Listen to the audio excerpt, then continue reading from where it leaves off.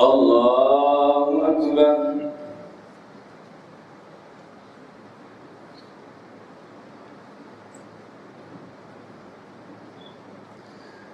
الحمد لله رب العالمين الرحمن الرحيم مالك يوم الدين إياك نعبد وإياك نستعين اهدنا الصراط المستقيم صراط الذين أنعمت عليهم غير المغضوب عليهم ولا الضالين.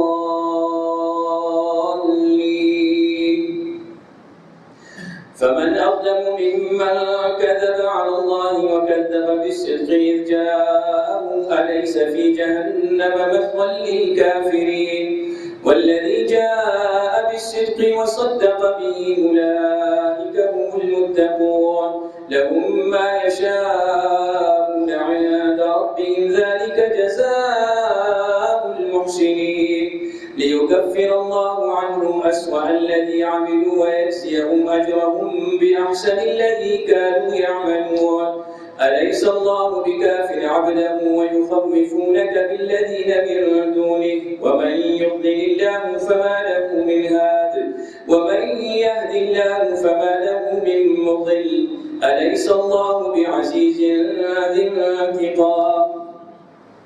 ولئن سألتهم من خلق السماوات والأرض ليقولن الله قل أفرأيتم ما تدعون من دون الله إن أرادني الله بضر هل هن كاشفات ضره أو أرادني برحمة هل هن ممسكات رحمته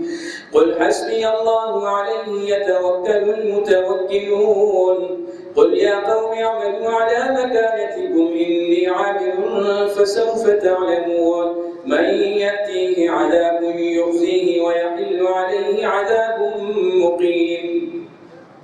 إنا أنزلنا عليك الكتاب للناس بالحق فمن اهتدى فلنفسه ومن ضل فإنما يضل عليها وما أنت عليهم بوكيل الله يتوفى الأنفس حين موتها والتي لم تمت في منامها فيمسك التي قضى عليها الموت ويرسل الأخرى إلى أجل مسمى إن في ذلك لآيات لقوم يتفكرون أم اتخذوا من دون الله شفعاء قل أولو كانوا لا يملكون شيئا ولا يعقلون قل لله الشفاعة جميعا له ملك السماوات والأرض ثم إليه ترجعون وإذا ذكر الله وحده اشمأزت قلوب الذين لا يؤمنون بالآخرة وإذا ذكر الذين من دونه إذا هم يستبشرون قل اللهم فاطر السماوات والأرض عالم الغيب والشهادة أنت تحكم بين عبادك فيما كانوا فيه يختلفون ولو أن للذين ظلموا ما في الأرض جميعا ومثله معه لافتدت به من سوء العذاب يوم القيامة وبدا لهم من الله ما لم يكونوا يحتسبون وبدا لهم سيئات ما كسبوا وحاق بهم ما كانوا به يستهزئون فإذا مس الإنسان ضر دعانا ثم إذا خولناه نعمة منا قال إنما أوتيته على علم بل هي فتنة ولكن أكثرهم لا يعلمون قد قالها الذين من قبلهم فما أغنى عنهم ما كانوا يكسبون فأصابهم سيئات ما كسبوا والذين ظلموا من هؤلاء سيصيبهم سيئات ما كسبوا وما هم بمعجزين أولم يعلموا أن الله يبسط الرزق لمن يشاء ويقدر إن في ذلك لآيات لقوم يؤمنون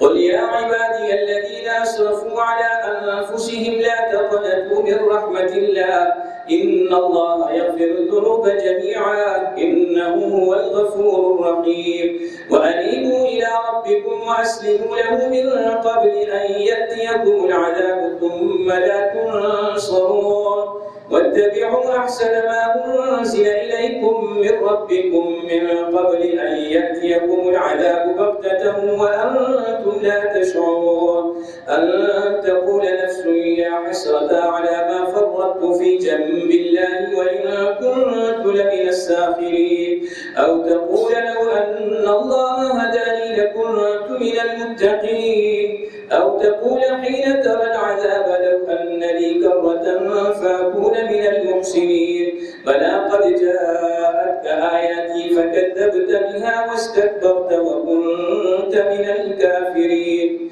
ويوم القيامة ترى الذين كذبوا على الله وجوههم مسودة أليس في جهنم مثوى للمتكبرين وينجي الله الذين اتقوا بمفازتهم لا يمسهم السوء ولا هم يحزنون الله خالق كل شيء وهو على كل شيء وكيل له مقاليد السماوات والأرض والذين كفروا بآيات الله أولئك هم الخاسرون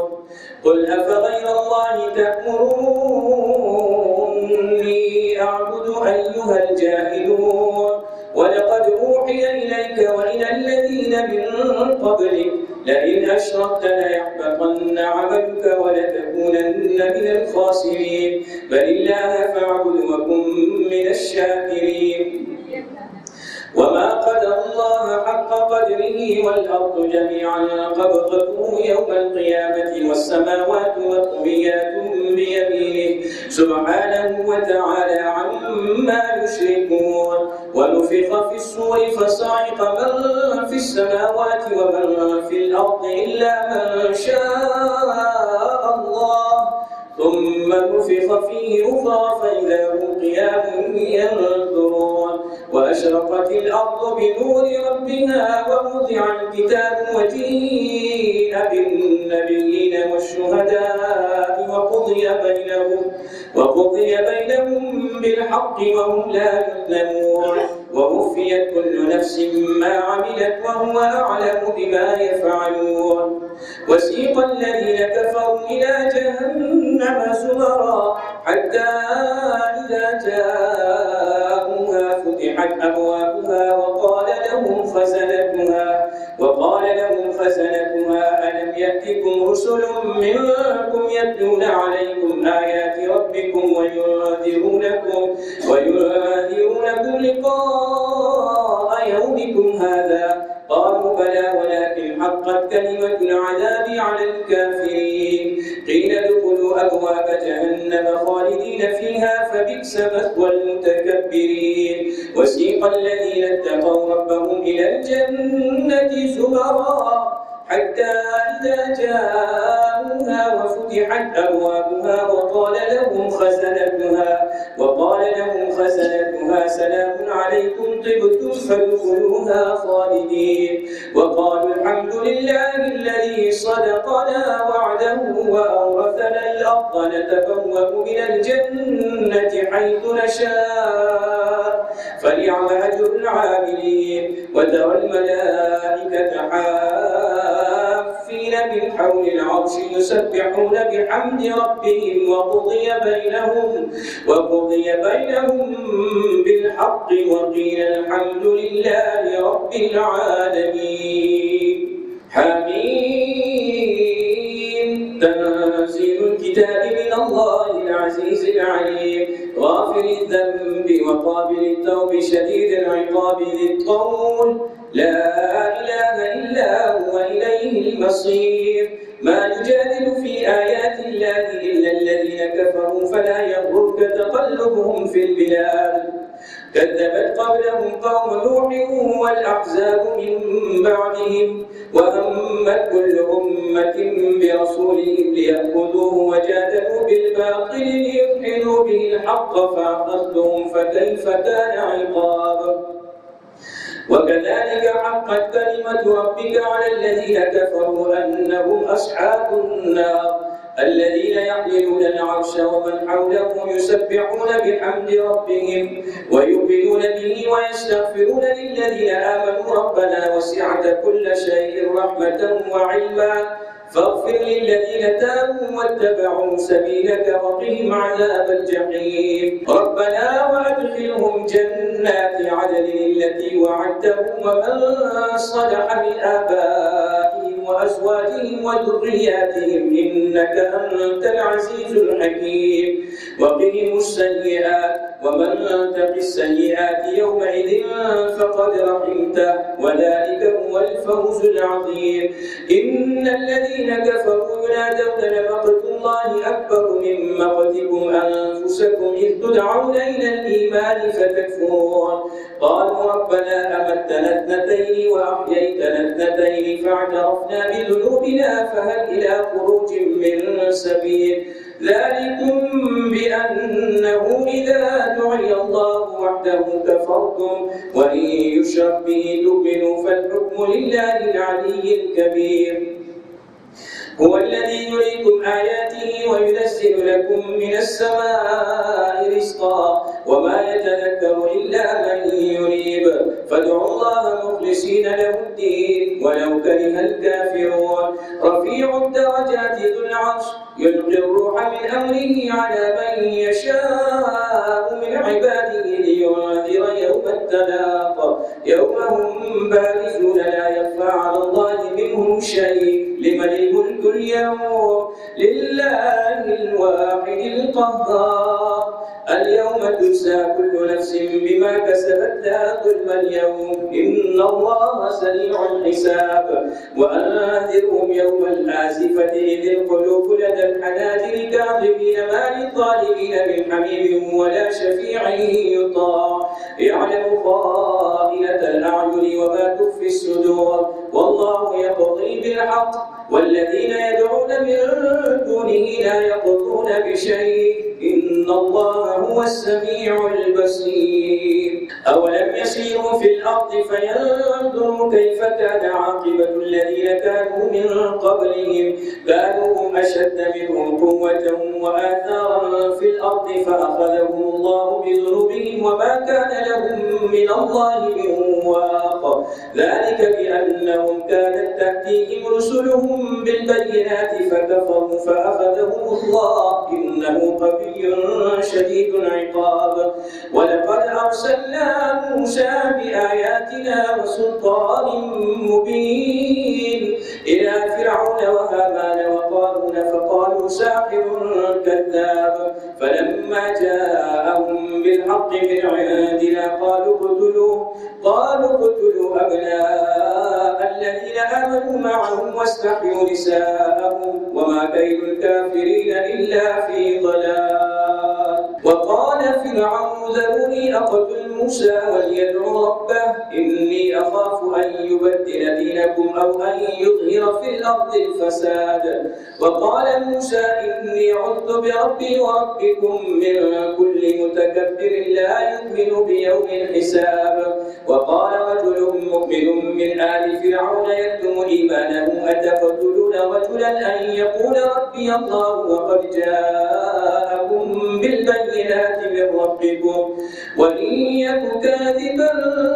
فعليه كذبه وإن يك صادقا يصبكم بعض الذي يعدكم إن الله لا يهدي من هو مسرف كذاب يا قوم لكم الملك اليوم ظاهرين في الأرض فمن ينصرنا من بأس الله إن جاءنا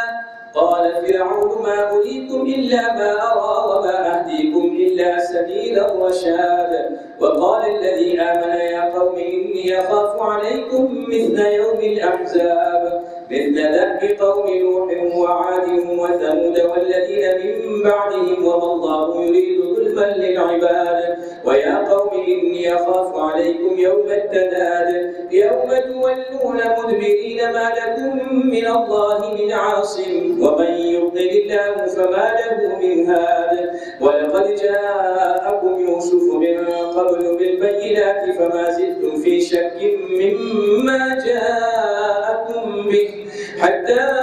إذا هلك لن يبعث الله من بعده رسولا كذلك يضل الله من هو مسرف مرتاب الذين يجادلون في آيات الله بغير سلطان أتاهم كبر مقتا عند الله وعند الذين آمنوا كذلك يتبع الله على كل قلب متكبر جبار وقال فرعون يا هامان ابن لي صرحا لعلي أبلغ أسباب السماوات فأطلع إلى إله موسى وإني لأظنه كاذبا وكذلك زين لفرعون سوء عمله وصد عن السبيل وما كيد فرعون إلا في تباب وقال الذي آمن يا قوم اتبعون أهدكم سبيل الرشاد يا قوم إنما هذه الحياة الدنيا متاع وإن الآخرة هي دار القرار من عمل سيئة فلا يجزى إلا مثلها ومن عمل صالحا من ذكر أو أنثى وهو مؤمن فأولئك يدخلون الجنة يرزقون فيها بغير حساب ويا قوم ما لي أدعوكم إلى النجاة وتدعونني إلى النار تدعونني لأكفر بالله وأشرك به ما ليس لي به علم وأنا أدعوكم إلى العزيز الغفار لا جرم أن ما تدعونني إليه ليس له دعوة في الدنيا ولا في الآخرة وأن مردنا إلى الله وأن المسرفين هم أصحاب النار فستذكرون ما أقول لكم وأفوض أمري إلى الله إن الله بصير بالعباد فوقاه الله سيئات ما مكروا وحاق بآل فرعون سوء العذاب النار يعرضون عليها غدوا وعشيا ويوم تقوم الساعة أدخلوا آل فرعون أشد العذاب وإن يتحاجون في النار فيقول الضعفاء للذين استكبروا إنا كنا لكم تبعا فهل أنتم مغنون عنا نصيبا من النار قال الذين استكبروا إنا كل فيها إن الله قد حكم بين العباد وقال الذين في النار لخزنة جهنم ادعوا ربكم يخفف عنا يوما من العذاب قالوا أولم تك تأتيكم رسلكم بالبينات قالوا بلى قالوا فادعوا وما دعاء الكافرين إلا في ضلال إنا لننصر رسلنا والذين آمنوا في الحياة الدنيا ويوم يقوم الأشهاد يوم لا ينفع الظالمين معذرتهم ولهم اللعنة ولهم سوء الدار ولقد آتينا موسى الهدى وأورثنا بني إسرائيل الكتاب هدى وذكرى لأولي الألباب فاصبر إن وعد الله حق واستغفر لذنبك وسبح بحمد ربك بالعشي والإبكار إن الذين يجادلون في آيات الله بغير سلطان أتاهم إن في صدورهم إلا كبر ما هم ببالغيه فاستعذ بالله إنه هو السميع البصير لخلق السماوات والأرض أكبر من خلق الناس ولكن أكثر الناس لا يعلمون وما يستوي الأعمى والبصير والذين آمنوا وعملوا الصالحات ولا المسيء قليلا ما تتذكرون إن الساعة لآتية لا ريب فيها ولكن أكثر الناس لا يؤمنون وقال ربكم ادعوني أستجب لكم إن الذين يستكبرون عن عبادتي سيدخلون جهنم داخلين الله الذي جعل لكم الليل لتسكنوا فيه والنهار مبصرا إن الله له فضل على الناس ولكن أكثر الناس لا يشكرون ذلكم الله ربكم خالق كل شيء لا إله إلا هو فأنى تؤفكون كذلك يؤفك الذين كانوا بآيات الله يجحدون الله الذي جعل لكم الأرض قرارا والسماء بناء وصوركم فأحسن صوركم ورزقكم من الطيبات. ذلكم الله ربكم فتبارك الله رب العالمين. هو الحي لا إله إلا هو فادعوه مخلصين له الدين. الحمد لله رب العالمين. قل إني نهيت أن أعبد الذين تدعون من دون الله لما جاءني البينات من ربي وأمرت أن أسلم لرب العالمين. هو الذي خلقكم من تراب ثم من نطفة ثم من علقة ثم يخرجكم طفلا ثم لتبلغوا أشدكم ثم لتكونوا شيوخا ومنكم من يتوفى من قبل ولتبلغوا أجلا مسمى ولعلكم تعقلون. هو الذي يحيي ويميت فإذا قضى أمرا فإنما يقول له كن فيكون. ألم تر إلى الذين يجادلون في آيات الله أنى يصرفون الذين كذبوا بالكتاب وبما أرسلنا به رسلنا فسوف يعلمون إذ الأغلال في أعناقهم والسلاسل يسحبون في الحميم ثم في النار يسجرون ثم قيل لهم أين ما كنتم تشركون من دون الله قالوا ضلوا عنا بل لم نكن ندعو من قبل شيئا كذلك يضل الله الكافرين. ذلكم بما كنتم تفرحون في الأرض بغير الحق وبما كنتم تمرحون ادخلوا أبواب جهنم خالدين فيها فبئس مثوى المتكبرين. فاصبر إن وعد الله حق فإما نرينك بعض الذي نعدهم أو نتوفينك فإلينا يرجعون. ولقد أرسلنا رسلا من قبلك منهم من قصصنا عليك ومنهم من لم نقصص عليك وما كان لرسول أن يأتي بآية إلا بإذن الله فإذا جاء أمر الله قضي بالحق وخسر هنالك المبطلون. الله الذي جعل لكم الأنعام لتركبوا منها ومنها تأكلون ولكم فيها منافع ولتبلغوا عليها حاجة في صدوركم وعليها وعلى الفلك تحملون ويريكم آياته فأي آيات الله تنكرون. أفلم يسيروا في الأرض فينظروا كيف كان عاقبة الذين من قبلهم كانوا أكثر منهم وأشد قوة وآثارا في الأرض فما أغنى عنهم ما كانوا يكسبون. فلما جاءتهم رسلهم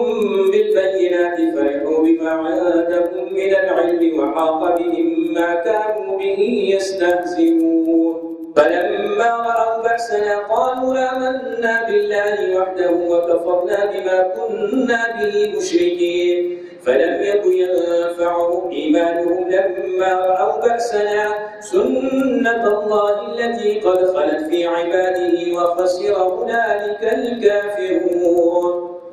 حميم تنزيل من الرحمن الرحيم كتاب فصلت آياته قرآنا عربيا لقوم يعلمون بشيرا ونذيرا فأعرض أكثرهم فهم لا يسمعون وقالوا قلوبنا في أكنة مما تدعونا إليه وفي آذاننا وقر ومن بيننا وبينك حجاب فاعمل إننا عاملون. قل إنما أنا بشر مثلكم يوحى إلي أنما إلهكم إله واحد فاستقيموا إليه واستغفروه وويل للمشركين الذين لا يؤتون الزكاة وهم بالآخرة هم كافرون. إن الذين آمنوا وعملوا الصالحات لهم أجر غير ممنون. قل أئنكم لتكفرون بالذي خلق الأرض في يومين وتجعلون له أندادا ذلك رب العالمين وجعل فيها رواسي من فوقها وبارك فيها وقدر فيها أقواتها في 4 أيام سواء للسائلين ثم استوى إلى السماء وهي دخان فقال لها وللأرض ائتيا طوعا أو كرها قالتا أتينا طائعين فقضاهن 7 سماوات في يومين وأوحى في كل سماء أمرها وزينا السماء الدنيا بمصابيح وحفظا ذلك تقدير العزيز العليم فإن أعرضوا فقل أنذرتكم صاعقة مثل صاعقة عاد وثمود إذ جاءتهم الرسل من بين أيديهم ومن خلفهم ألا تعبدوا إلا الله قالوا لو شاء ربنا لأنزل ملائكة فإنا بما أرسلتم به كافرون فأما عاد فاستكبروا في الأرض بغير الحق وقالوا من أشد منا قوة أولم يروا أن الله الذي خلقهم هو أشد منهم قوة وكانوا بآياتنا يجحدون فأرسلنا عليهم ريحا صرصرا في أيام نحسات لنذيقهم عذاب الخزي في الحياة الدنيا ولعذاب الآخرة أخزى وهم لا ينصرون وأما ثمود فهديناهم فاستحبوا العمى على الهدى فأخذتهم صاعقة العذاب الهون بما كانوا يكسبون ونجينا الذين آمنوا وكانوا يتقون ويوم يحشر أعداء الله إلى النار فهم يوزعون حتى إذا ما جاءوها شهد عليهم سمعهم وأبصارهم وجلودهم بما كانوا يعملون وقالوا لجلودهم لم شهدتم علينا قالوا أنطقنا الله الذي أنطق كل شيء وهو خلقكم أول مرة وإليه ترجعون وما كنتم تستترون أن يشهد عليكم سمعكم ولا أبصاركم ولا جلودكم ولكن ظننتم أن الله لا يعلم كثيرا مما تعملون وذلكم ظنكم الذي ظننتم بربكم أرداكم فأصبحتم من الخاسرين فإن يصبروا فالنار مثوى لهم وإن يستعتبوا فما هم من المعتبين وقيضنا لهم قرناء فزينوا لهم ما بين أيديهم وما خلفهم وحق عليهم القول في قد خلت من قبلهم من الجن والإنس إنهم كانوا خاسرين وقال الذين كفروا لا تسمعوا لهذا القرآن والغوا فيه لعلكم تغلبون فلنذيقن الذين كفروا عذابا شديدا ولنجزينهم أسوأ الذي كانوا يعملون ذلك جزاء أعداء الله النار لهم فيها دار الخلد جزاء بما كانوا بآياتنا يجحدون وقال الذين كفروا ربنا أرنا الذين أضلانا من الجن والإنس نجعلهما تحت أقدامنا ليكونا من الأسفلين إن الذين قالوا ربنا الله ثم استقاموا تتنزل عليهم الملائكة ألا تخافوا ولا تحزنوا وأبشروا بالجنة التي كنتم توعدون نحن أولياؤكم في الحياة الدنيا وفي الآخرة ولكم فيها ما تشتهي أنفسكم ولكم فيها ما تدعون نزلا من غفور رحيم ومن أحسن قولا ممن دعا إلى الله وعمل صالحا وقال إنني من المسلمين ولا تستوي الحسنة ولا السيئة ادفع بالتي هي أحسن فإذا الذي بينك وبينه عداوة كأنه ولي حميم وما يلقاها إلا الذين صبروا وما يلقاها إلا ذو حظ عظيم وإما ينزغنك من الشيطان نزغ فاستعذ بالله إنه هو السميع العليم ومن آياته الليل والنهار والشمس والقمر لا تسجدوا للشمس ولا للقمر واسجدوا لله الذي خلقهن إن كنتم إياه تعبدون فإن استكبروا فالذين عند ربك يسبحون له بالليل والنهار وهم لا يسأمون. ومن آياته أنك ترى الأرض خاشعة فإذا أنزلنا عليها الماء اهتزت وربت إن الذي أحياها لمحيي الموتى إنه على كل شيء قدير. إن الذين يلحدون في آياتنا لا يخفون علينا أفمن يلقى في النار خير أم من يأتي آمنا يوم القيامة اعملوا ما شئتم إنه بما تعملون بصير. إن الذين كفروا بالذكر لما جاءهم وإنه لكتاب عزيز لا يأتيه الباطل من بين يديه ولا من خلفه تنزيل من حكيم حميد. ما يقال لك إلا ما قد قيل للرسل من قبلك إن ربك لذو مغفرة وذو عقاب أليم. ولو جعلناه قرآنا أعجميا لقالوا لولا فسرت آياته أأعجمي وعربي قل هو للذين آمنوا هدى وشفاء والذين لا يؤمنون في آذانهم وقر وهو عليهم عمى أولئك ينادون من مكان بعيد. ولقد آتينا موسى الكتاب فاختلف فيه ولولا كلمة سبقت من ربك لقضي بينهم وإنهم لفي شك منه مريب. من عمل صالحا فلنفسه ومن أساء فعليها